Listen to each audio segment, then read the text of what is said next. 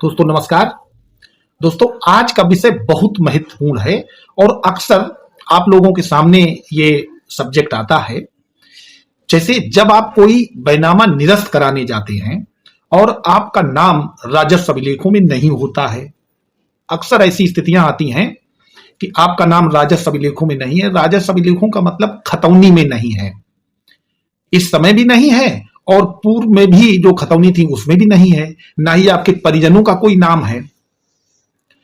तो जब राजस्व न्यायालय आप गए नहीं हैं और कोई बैनामा ऐसा हो जाता है जिसमें आप अपने राइट्स का दावा करते हैं और ऐसे बैनामे को जब निरस्त कराने के लिए आप सिविल कोर्ट आते हैं, तो सिविल कोर्ट में विपक्षी द्वारा सबसे महत्वपूर्ण जो डिफेंस दिया जाता है आपके अगेंस्ट, आपके खिलाफ, वो ये होता है कि साहब इनका नाम राजस्व अभिलेखों में नहीं है, इसलिए इनका जो ये मुकदमा है ये धारा 7 नियम 7 आदेश 7 नियम 11 से बाधित है, माने 711 से बाधित है।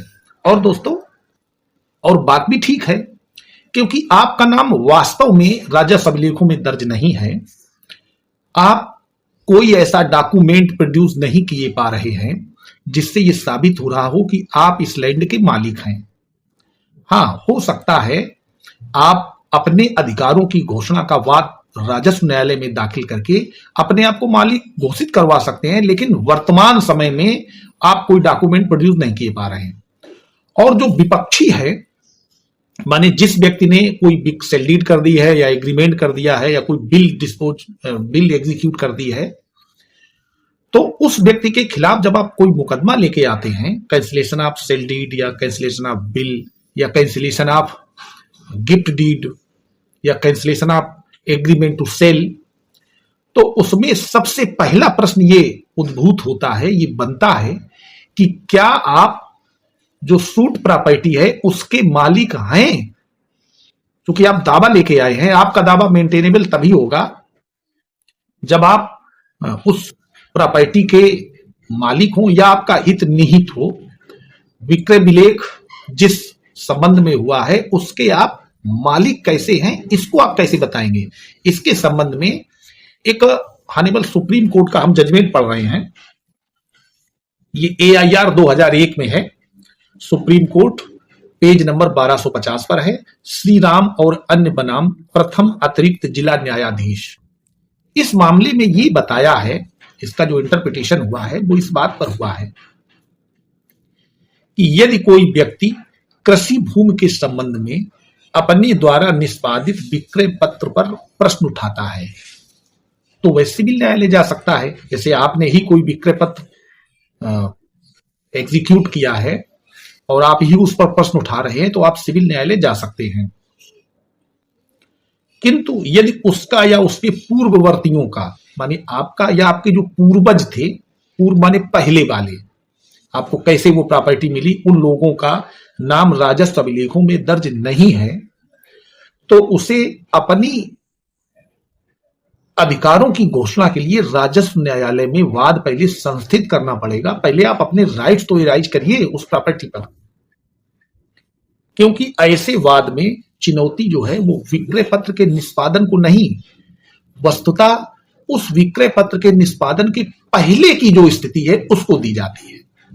माने आप दोनों काम करना चाहते हैं, आप सिविल न्यायालय से अपने आप को उस संपत्ति का मालिक घोषित कराना चाहते हैं और साथ ही साथ उस विक्रय पत्र को निरस्त कराना चाहते हैं। तो इस कंडीशन में आपका दावा पोषणीय नहीं होगा। ये इसी श्री राम और अन्य बनाम प्रथम अतिरिक्त जिला न्यायाधीश AIR 2001 SC पेज नंबर 1250 में कहा गया है।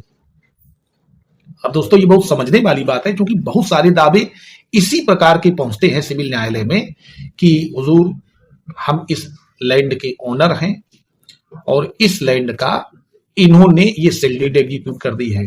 जब आप खतौनी निकलवाते हैं तो खतौनी में उस व्यक्ति का नाम निकलता है, माने रेवेन्यू रिकॉर्ड्स में म्यूटेशन उसके नाम है।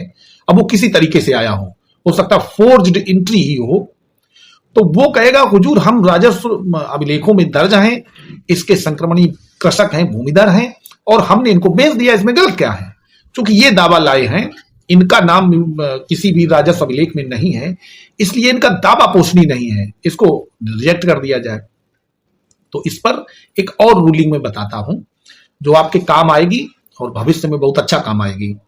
दोस्तों, एक श्री इंद्रदेव बनाम श्रीमती राम प्यारी, इंद्रदेव वर्सेस श्रीमती राम प्यारी, ये 1982 का 8वां वॉल्यूम है, ALR, पेज नंबर 517।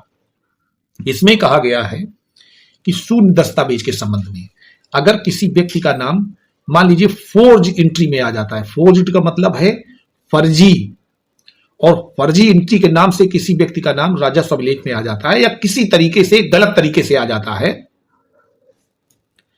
तो वाद तो राजस्व न्यायालय में ही चलेगा और उसे निरस्त कराने का जो वाद है वो सिविल न्यायालय में चलेगा। ये बात तो कंफर्म है, क्योंकि किसी भी दस्तावेज को निरस्त करने का राइट राजस्व न्यायालय को नहीं है। राजस्व न्यायालय और सिविल न्यायालय तो दोस्तों आप ठीक तरीके से समझते होंगे। राजस्व न्यायालय का मतलब है तहसील में जो नायब तहसीलदार का न्यायालय है, वहां से लेकर के नायब तहसीलदार, इसके बाद तहसीलदार, तहसीलदार के बाद में SDM, SDM के बाद में ADM, DM डिस्ट्रिक्ट मजिस्ट्रेट, और कमिश्नर, कमिश्नर के बाद में board of revenue her state में होता है। तो ये सारे न्यायालय जो हैं वो राजस्व न्यायालय हैं। उनमें किसी इंस्ट्रूमेंट को, माने ऐसा कोई विलेख जो लिख दिया गया है और रजिस्टर हो गया है, उसको निरस्त कराने का वाद नहीं लाया जा सकता। वहां पर वाद चलेगा शून्य दस्तावेज के संबंध में कि ये जो एंट्री है ये फोर्ज एंट्री है, इसको निरस्त कर दिया जाए।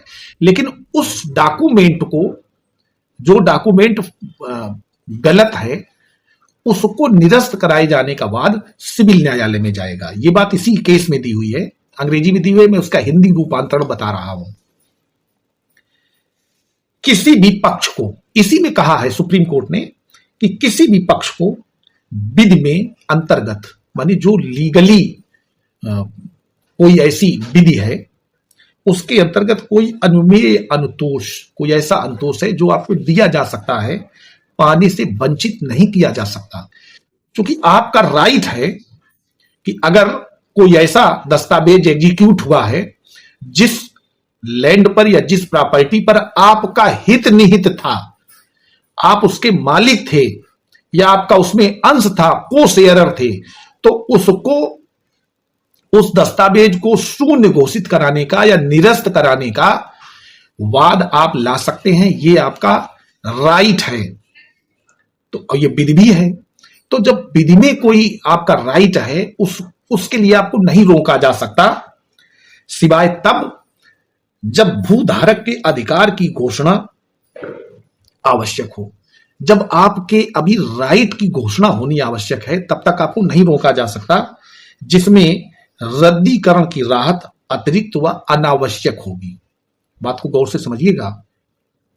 जैसे आप कहीं अधिकार की घोषणा मांग रहे हैं, तो उस अधिकार की घोषणा में आप किसी डॉक्यूमेंट का रद्दीकरण नहीं मांग सकते, केवल आप कह सकते हैं डिक्लेरेशन ऑफ राइट्स कि हमारे अधिकार घोषित कर दिए जाएं इस लैंड पर।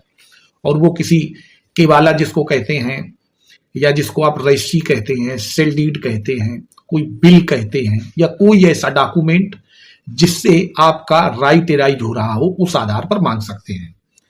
जिसमें जो रद्दीकरण है, माने शून्य घोषित या निरस्त कराने की जो मांग है, वो अतिरिक्त है और अनावश्यक है। जिसने विधि के न्यायालय का दरवाजा खटखटाया, विधि का न्यायालय, ये जो सिविल न्यायालय है वो कोर्ट ऑफ लॉ है, वो ऐसे वाद में सहायक राहत का दावा कर सकता है कि हमारे अधिकार की घोषणा भी कर दी जाए, और घोषणा की जा सकती है, भले ही वो राजस्व न्यायालय द्वारा प्रदान की जा सकती हो। देखो, इसी में बताया है ऑनरेबल सुप्रीम कोर्ट ने। तो ये मैं आप लोगों को इसलिए बता रहा हूं कि पता चला कि कहीं कोई छोटी सी प्रॉब्लम है। जैसे होता क्या है, अब मैं वीडियो थोड़ा बड़ा हो जाएगा, लेकिन मैं आपको डिटेल्ड बात बता दूं, जो जब आप कोई मामला प्रोसीड करते हैं, आपके साथ कोई ऐसा हो जाता है, तब यही लागू होता है। होता क्या है, आपका कोई विरोधी है, उसने तहसीलदार या नायब तहसीलदार के यहां कुछ अनुचित प्रभाव रखकर, उत्कोच देकर, या कोई फर्जी डॉक्यूमेंट, क्योंकि मेरे पास ही एक अभी मामला आया है जिसमें एक महिला ने एक व्यक्ति का वोटर कार्ड लेकर के उसको कूट रचित किया। वोटर कार्ड का नंबर दोनों का सेम है और उस व्यक्ति के वोटर कार्ड में अपना नाम लिखा और पति का नाम एक ऐसे व्यक्ति का लिख गया जिसकी अभी अभी मृत्यु हुई थी, और जाकर के सारी जमीन का म्यूटेशन अपने नाम करा लिया और उसका उसने सेल्डीट कर दी, विक्रय कर दिया।